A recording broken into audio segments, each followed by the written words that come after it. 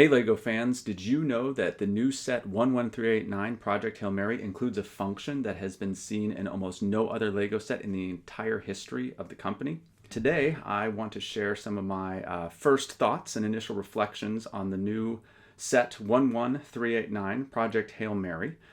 This is a companion model that's coming out in conjunction with the movie of the same name, which I'm also really excited about as a huge fan of the book. But today I just wanted to kind of sit down with this set and just kind of go over just some of the cool things about it and just some of the reasons you might be interested in acquiring it, even if you are not necessarily a fan of the source material or familiar with it.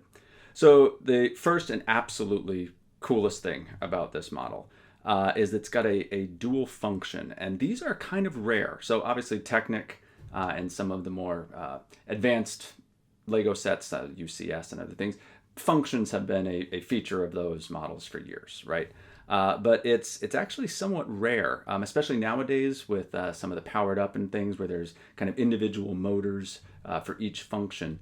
But it's kind of rare nowadays to get a model that has a dual function where turning or activating one input does multiple things within the model. And so this one is it's actually depicting something for those who are not familiar with the function in the story. The Hail Mary, which is this spaceship, which is the centerpiece of this model, is sent on a mission, and it needs to be able to operate lab equipment within an environment that has gravity, which obviously in space you don't have. And so they install something called the centrifuge mode, where there is a way that the ship kind of disconnects a portion of it where the lab is and then spins around, thereby creating artificial gravity by centrifuge. And the model designer has brilliantly recreated that function here, which is the key piece of this model. So you've got the little handle here, and as you begin to turn it, you will see that if you turn it one way, the ship just kind of spins by itself, right? So, but if you go the other way, you can see there it's moving this kind of compartment, and then it rotates it. So this is actually a triple function. So first it moves it down, right? It moves it down this kind of arm that extends out. Then it spins it, but then it does the craziest part, which is this. What? It's just ridiculous. So yeah, triple function, where it first rotates it out and then spins the entire thing. So this is how centrifuge mode works within the movie. And then you go back the other way, and it perfectly reverses it and plugs it right back in, and then spins it the other way like that. So this is a really, really cool function. I can't honestly think of another model. I don't want to say there hasn't been one, because obviously I don't know. I haven't built every LEGO set, but I have never, to my memory, seen a model that has a triple function like that. So very, very cool work by the designer. Got a chance to interview him, actually, and talked a lot about this particular, what it was like coming up with that. And he said that was obviously, I mean, that's kind of the key feature of this set. And so he worked very closely and for a very long time on that, to get it right up front, and then kind of built the rest of the model around it. So just such a cool thing to see happen. It never gets old. You just keep spinning it, and then it's just crazy. So really love that feature. It's also cool just to see all the little detailing. So one thing that really stood out to me, and it's especially surprising in some ways, considering that this is a model that really, there's nothing else that they could make for this movie. This is the Hail Mary is the centerpiece of this story. So this is a one shot theme for sure.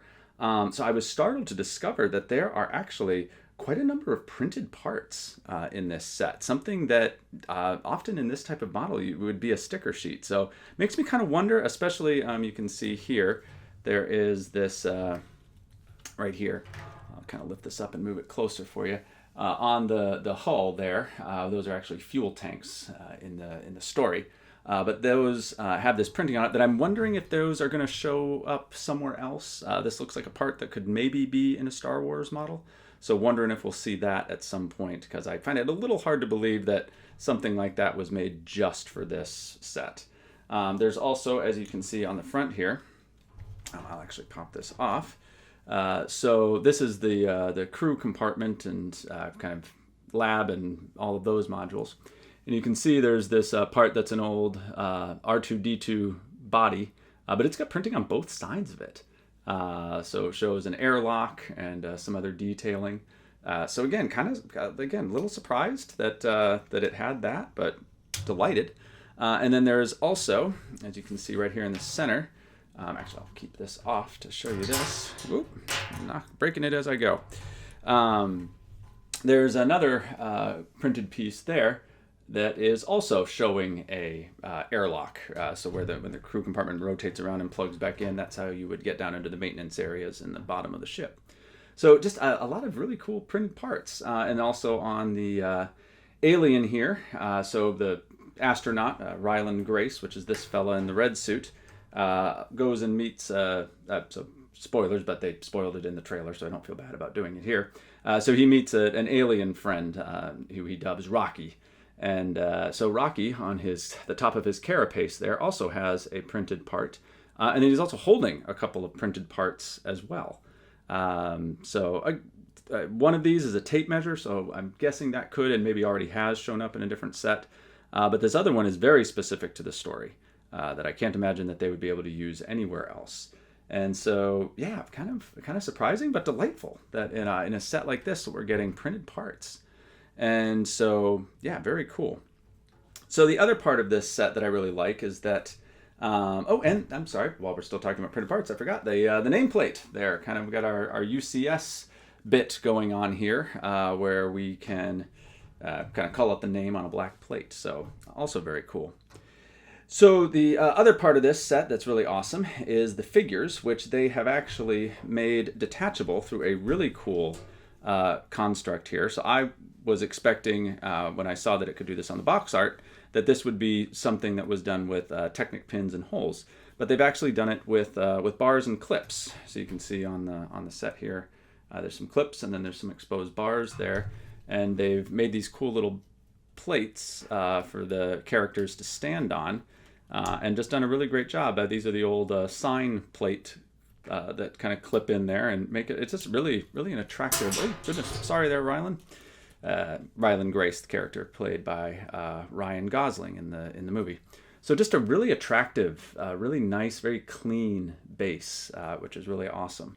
And the other nice thing about this, so there's a very key part of the story where they make first contact with each other. And so they gave us a call out to that. So in the story, basically there's a wall that Rocky builds where they're trying to figure out how to be near each other. And so he puts a bunch of different materials, which is kind of represented by, you can see this, another printed piece, huge printed piece that will definitely only be used for this set. So this is what is known as the Xenonite wall.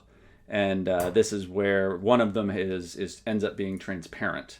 And that's how Ryland is able to see each other. So you're also able to recreate that moment from the book and movie, which is just a really cool detail. So this is also something, if you don't have enough space, to display this at a desk or something like that, you can also have kind of that key moment as its own little vignette here, if you will, which is a very nice little shout out. So all around, just a really well done model, and very reasonably priced for what you get, and also just a really fun build. It's a really nice mix of, you can see kind of on the back side here, this begins to give you an idea of kind of the mechanism. It's actually a fairly simple mechanism for all that it does, but does require a fair amount of construction, and the angle of this is obviously very key so that you kind of get this view of the ship itself.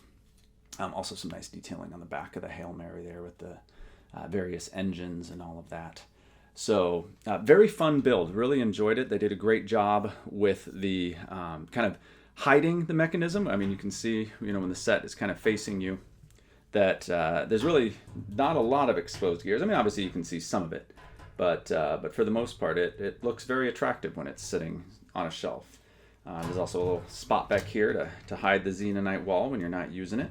And then everything just kind of plugs nicely back in. And you've got a nice model. Just a really great set. Really enjoyed getting to build this one, and really looking forward to the movie. And would definitely encourage folks to get this one. It's a great mix of kind of system and mechanical Technic parts. It's not too challenging, but also very engaging, which is a really sometimes tricky balance to strike, and this set does a really good job with it. Be sure to like and subscribe to the channel here, and also check out our newsletter if you want news about new Lego models like this one at blocksmag.com, and there will be a full review of this set in an upcoming issue of the magazine as well, so be sure to check it out.